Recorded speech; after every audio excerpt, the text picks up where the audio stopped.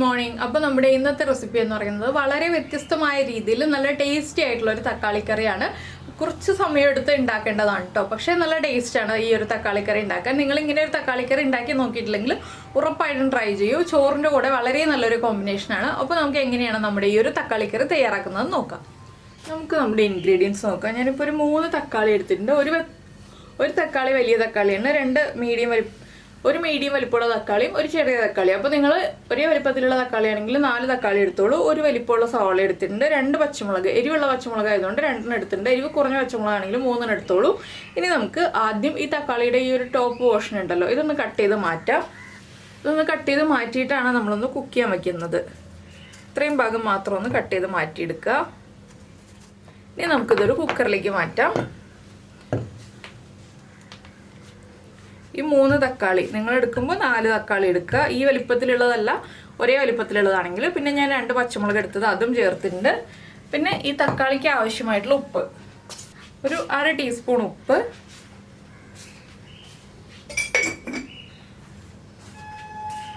ഒരു കപ്പ് വെള്ളം, ഇത്രയും ചേർത്ത് 2 വിസിൽ വരുന്നത് വരെ നമുക്ക് കുക്കറിൽ വേവിച്ചെടുക്കാം. കുക്കറിൻ്റെ കംപ്ലീറ്റ് പ്രഷർ പോയതിന് ശേഷം മാത്രം തുറക്കുക. അപ്പോൾ ഈ കാര്യം ചെയ്ത് കഴിഞ്ഞിട്ട് നമുക്ക് സവോള ഒന്ന് ചെറുതായിട്ട് കട്ട് ചെയ്ത് വെക്കാം. കുക്കറിൽ 2 വിസിൽ വന്നിട്ട് പ്രഷർ പോട്ടെ. അപ്പോൾ നമുക്ക് സവോള കട്ട് ചെയ്തും വെക്കാം. വേറെ ഇൻഗ്രീഡിയൻസ് ഒന്നും ഇതിൽ ചേർക്കാനില്ല കേട്ടോ, വെജിറ്റബിൾസ് ഒന്നും ചേർക്കാനില്ല. ഈ സവോളയും തക്കാളിയും പച്ചമുളകും മാത്രമേ ഉള്ളൂ. ബാക്കിയുള്ളതൊക്കെ നമ്മുടെ വീട്ടിലുള്ള കാര്യങ്ങളൊക്കെ തന്നെയാണ്. അപ്പോൾ ഇതെല്ലാം ചെയ്തിട്ട് ഞാൻ കാണിച്ചു തരാം.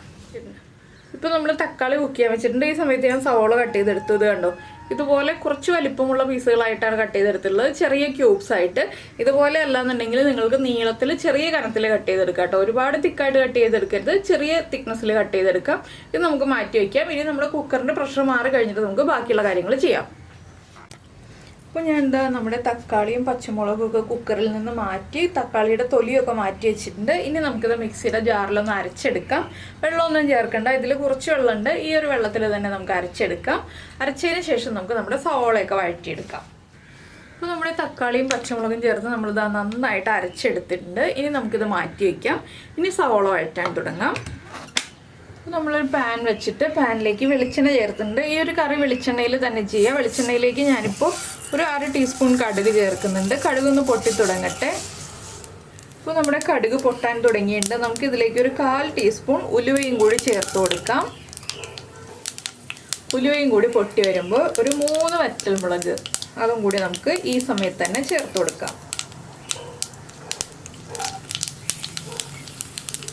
ഇനി നമ്മളിതിലേക്ക് ചേർക്കാൻ പോകുന്നത് നമ്മൾ നേരത്തെ കട്ട് ചെയ്ത് വെച്ച സവോളയും അതുപോലെ തന്നെ കുറച്ച് കറിവേപ്പിലയും.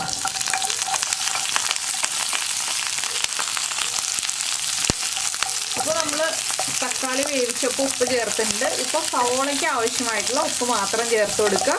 സവോള നന്നായിട്ട് ബ്രൗൺ ആയിട്ട് വരണ്ട, കുറച്ചൊന്ന് ട്രാൻസ്പെറൻ്റ് ആയി വന്നാൽ മതി. അത്രയും എന്താണെന്ന് വെച്ചാൽ നമുക്ക് ഈ കറി വല്ലാതെ അരപ്പ് മാത്രമായിട്ട് കിട്ടരുതല്ലോ, ഇടയ്ക്ക് കടിക്കാൻ എന്തെങ്കിലും വേണ്ടേ. അതുകൊണ്ട് സവോള ഒന്ന് ട്രാൻസ്പെറൻ്റ് ആയി വരുന്നത് വരെ മാത്രം കുക്ക് ചെയ്തെടുക്കുക. ഞാനിപ്പോൾ സവോളയ്ക്ക് ആവശ്യമായിട്ടുള്ള ഉപ്പ് മാത്രം ചേർത്ത് കൊടുക്കുകയാണ്. ഒരു 1/4 ടീസ്പൂൺ ഉപ്പ്.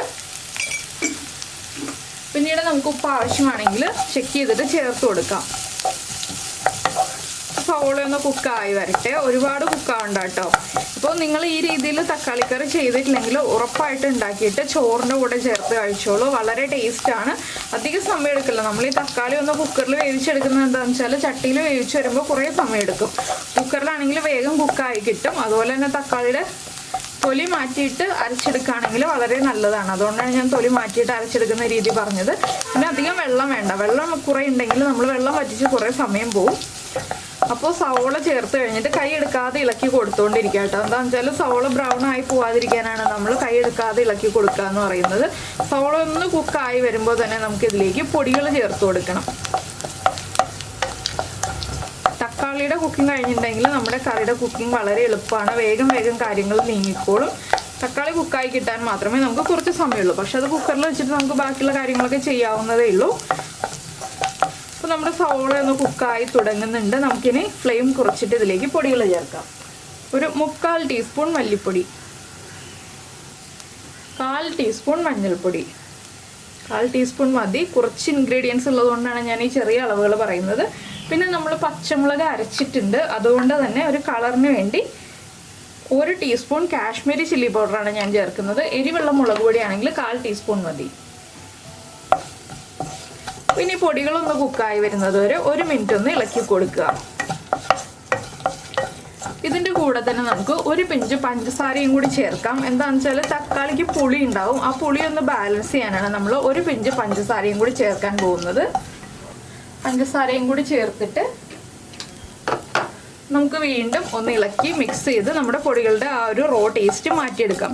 അപ്പോൾ നമ്മൾ ഈ തക്കാളി വേവിച്ച വെള്ളം കുക്കറിൽ ബാക്കിയുണ്ട്, അത് കളയരുത്, അത് നമുക്ക് ആവശ്യമുണ്ട് കേട്ടോ.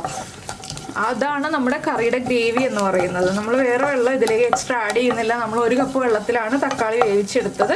അതിൽ നിന്ന് വളരെ ചെറിയ അളവിൽ നമ്മൾ തക്കാളി ഒരു ബൗളിലേക്ക് മാറ്റി വെച്ചപ്പോൾ ചെറിയ അളവിൽ വെള്ളം വന്നല്ലോ, ആ വെള്ളത്തിലാണ് നമ്മൾ തക്കാളി അരച്ചെടുത്തത്. തക്കാളി അരയ്ക്കാൻ അധികം വെള്ളമൊന്നും ആവശ്യമില്ല.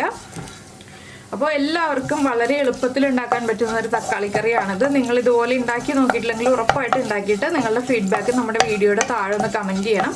അതുപോലെ നിങ്ങൾക്ക് ഈ റെസിപ്പി ഇഷ്ടമായോ ഇല്ലയോ എന്നും കൂടി പറയാം കേട്ടോ. പിന്നെ റെസിപ്പി ഇഷ്ടമായിട്ടുണ്ടെങ്കിൽ ഒന്ന് ലൈക്ക് ചെയ്യാൻ മറന്നു പോകരുത്. ഇപ്പോൾ നമ്മുടെ പൊടികളൊക്കെ കുക്കായി വന്നിട്ടുണ്ട്. നമുക്കിതിലേക്ക് അരച്ചു വെച്ചിരിക്കുന്ന തക്കാളി ചേർക്കാം.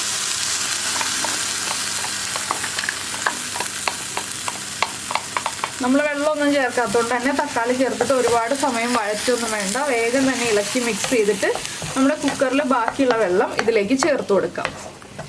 ഇനി ഇതൊന്ന് നന്നായിട്ട് തിളച്ച് ഒന്ന് ചെറുതായിട്ട് കുറുകി വരണം. ഒരുപാട് സമയം കുറുകണ്ട. നമ്മൾ കൂടുതൽ വെള്ളം വയ്ക്കുകയാണെങ്കിൽ കൂടുതൽ സമയം കുറുകാൻ വേണ്ടി വെയിറ്റ് ചെയ്യേണ്ടി വരും. അപ്പോൾ ഇത് കുറച്ച് വെള്ളത്തിൽ വേവിച്ചതുകൊണ്ട്, തക്കാളി കുറച്ച് വെള്ളത്തിൽ വേവിച്ചതുകൊണ്ട് തന്നെ നമുക്ക് വളരെ ചെറിയ സമയത്തിൽ കുറുകി കിട്ടും. പിന്നെ ഈ ഒരു കറി ചൂടോടുകൂടി ഉപയോഗിക്കരുത്, ചൂട് നന്നായിട്ട് മാറിയിട്ട് മാത്രം ഉപയോഗിക്കുക. അപ്പോൾ ഈ കറി ഒന്ന് തിളച്ച് വരട്ടെ. പിന്നെ നമ്മുടെ ചാനൽ ആദ്യമായിട്ട് കാണുകയാണ്, നമ്മുടെ വീഡിയോ പ്രസൻറ്റ് ചെയ്യുന്ന രീതിയൊക്കെ ഇഷ്ടമായി എന്നുണ്ടെങ്കിൽ നമ്മുടെ ചാനലൊന്ന് സബ്സ്ക്രൈബ് ചെയ്ത് സപ്പോർട്ട് ചെയ്യണേ. സബ്സ്ക്രൈബ് ചെയ്യുന്നതിന് ഈ വീഡിയോയുടെ താഴെയുള്ള റെഡ് സബ്സ്ക്രൈബ് ബട്ടൺ ഒന്ന് ക്ലിക്ക് ചെയ്യുക. അതിൻ്റെ റൈറ്റ് സൈഡിലുള്ള ബെല്ലൈക്കണും ക്ലിക്ക് ചെയ്യുക. അപ്പോൾ ഓൾ എന്ന് പറഞ്ഞിട്ടൊരു ഓപ്ഷൻ കാണാം. ആ ഓളും കൂടി പ്രസ് ചെയ്തിട്ടുണ്ടെങ്കിൽ ഞാൻ എപ്പോഴും വീഡിയോ അപ്ലോഡ് ചെയ്യുമ്പോൾ നിങ്ങൾക്ക് നോട്ടിഫിക്കേഷൻ വരും. അപ്പോൾ കറി തിളയ്ക്കുന്നത് വരെ നമുക്കിനി വെയിറ്റ് ചെയ്യാം. ഇപ്പോൾ നമ്മുടെ കറി നന്നായിട്ട് തിളച്ചുകൊണ്ടിരിക്കുന്നുണ്ട്. ഇനി നമുക്കിതിലേക്ക് 1 പിഞ്ച് കായപ്പൊടിയും കൂടി ചേർക്കാം. കായപ്പൊടിയും കൂടി ചേർത്ത് ഒന്ന് ഇളക്കിയിട്ട് നമുക്ക് ഫ്ലെയിം ഓഫ് ചെയ്ത് വെക്കാം. ഇനി ഇത് ചൂട് മാറി കഴിയുമ്പോൾ ഞാൻ കാണിച്ചു തരാം കേട്ടോ എങ്ങനെയുണ്ട് കറിയുടെ കൺസിസ്റ്റൻസി എന്നുള്ളത്. നന്നായിട്ട് തിളച്ച് കഴിഞ്ഞിട്ടാണ് നമ്മൾ കായപ്പൊടി ചേർത്തത്. കായപ്പൊടി ചേർത്ത് ഒന്ന് ഇളക്കുക. വീണ്ടും കറി തിളച്ചുകൊണ്ടിരിക്കുന്നുണ്ട്. ഇത്രയും മതി. ഇനി ഇത് ചൂടിൽ തന്നെ നമുക്ക് അടച്ചു വയ്ക്കാം.